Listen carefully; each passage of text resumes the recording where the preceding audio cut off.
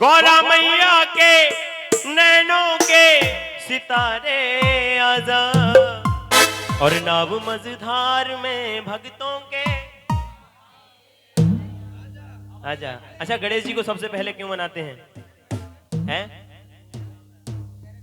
और कोई बताएगा गणेश जी को सबसे पहले क्यों मनाते हैं? भैया क्या आपसे मना कर दिया किसी ने बैठने के लिए? है बैठ जाओगे तो मुझे भी अच्छा लगेगा और आपको भी आनंद आएगा। हाँ, बैठ के आराम से आनंद लीजिएगा, क्योंकि खड़े होकर के नौटंकी और तमाशे देखे जाते हैं। ये जगराता है माँ का, इसे बैठ करके श्रवण किया जाता है। एक बार प्रेम से तो सच्चे दरबार की जय हो। हाँ, बैठे रहे, खड़े होकर के कुछ नहीं होने वाला। देखिए, अभी हमने गणेश जी का नाम लिया और गणेश जी यहाँ पे आ गए हैं। नाम लेते ही गणेश जी हाजिर हो गए। अच्छा, गणेश जी को सबसे पहले क्यों मनाया जाता है? नहीं पता? मैं बताता हूँ, सुनिएगा। एक बार गौरा मैया स्नान कर रही थी। क्या कर रही थी? जोर से बोलो, क्या कर रही थी? स्नान कर रही थी, मतलब नहा रही थी। मैया ने अपने शरीर से थोड़ा सा महल छुड़ाया और उससे एक पुतला बना दिया। क्या बना दिया? पुतला बना दिया। पुतला बनाया और उस पुतले में जान डाल दी और उसका नाम रख दिया गणेश। क्या नाम रख दिया? गणेश। कहा, बेटे जाओ इस कुटिया के द्वार पे पहरा देना और जब तक मैं ना कहूं तब तक कोई भी इस कुटिया के अंदर प्रवेश ना कर सके। भगवान श्री गणेश गए, जाकर के कुटिया के बाहर पहरा देने लगे। इतने में भोलेनाथ आ गए। भोलेनाथ बोले कि ये आज हमारे द्वार पे कौन खड़ा है? मैं रोज आता हूं लेकिन यहाँ कोई नहीं मिलता, लेकिन आज ये कौन खड़ा है? भोलेनाथ ने कहा, चलो खड़ा रहने दो, हमें क्या लेना। भोलेनाथ ने जैसे ही अंदर जाने का प्रयास किया, गणेश भगवान ने भोलेनाथ को रोक दिया। गणेश भगवान बोले, बाबा अंदर कहां जा रहे हो? भोलेनाथ बोले, अरे ये मेरा घर है, मैं कभी आऊं कभी जाऊं, तू कौन होता है मुझे रोकने वाला? भोलेनाथ ने कहा, ये तो मेरा घर है। गणेश जी बोले, बाबा ये होगा तुम्हारा घर, लेकिन अभी मेरी माँ का ये आदेश है, जब तक मेरी माँ नहीं कह देगी मैं किसी को भी इस दरवाजे से अंदर नहीं जाने दूंगा। भोलेनाथ बोले, देखने में तो तू इतना सा है, लेकिन बातें तू बड़ी बड़ी करता है। गणेश जी बोले, बाबा छोटा बच्चा समझ के मुझे आंखें मत दिखाना। गणेश जी बोले, छोटा बच्चा समझ के मुझे आंखें मत दिखाना। और भोलेनाथ से कहने लगे, गणेश जी, अरे बार बार मुझसे टकराते हो और काली पीली आंख दिखाते हो।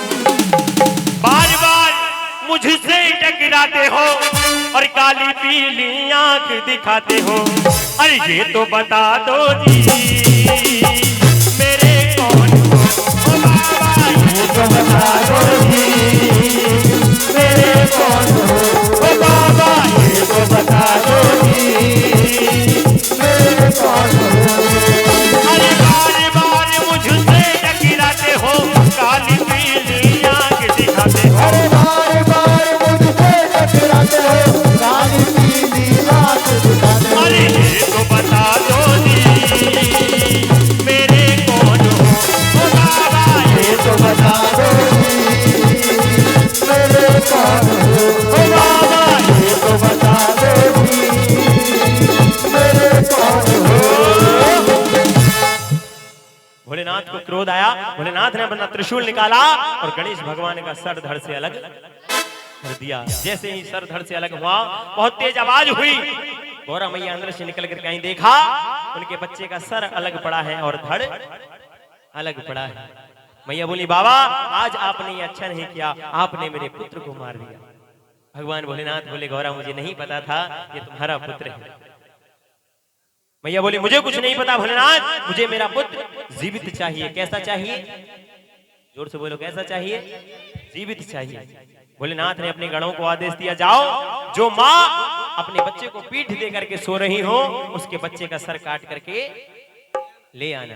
अच्छा, ऐसी कौन सी माँ है जो अपने बच्चे को कभी कलेजे से लगा करके नहीं सो सकती? कौन सी माँ है ऐसी? बताएगा कोई? ऐसी कौन सी माँ है जो अपने बच्चे को कभी कलेजे से लगा करके नहीं सो सकती? तुम भी तो बता सको, जब तुम्हें पता है तो वही बताएंगे। हाथनी है? हाथनी? अच्छा, हाथनी है, कोई बात नहीं। हाँ, एक बार दिल्ली के अंदर प्रोग्राम चल रहा था, मैं गया था। मैंने पूछा, भैया ध्यान दो थोड़ा। हाँ, क्यों आप? भैया क्यों आप हमारे साथ ऐसा घात कर रहे हैं? क्यों आप हमारे साथ ऐसा घात कर रहे हैं?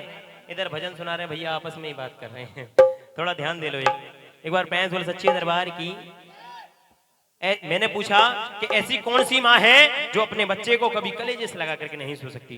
तो दिल्ली में एक बच्चा बैठा था सामने, आगे बोला भैया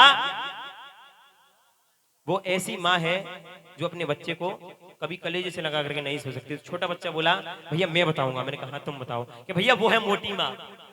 मैंने कहा वो मोटी माँ नहीं है, वो है हथनी, जो अपने बच्चे को कभी भी कलेजे से लगा करके नहीं सो सकती। एक बार पैंस बोलो सच्चे दरबार की। कह दो शेरा वाली मैया की, कह दो जगदम्बे मैया की।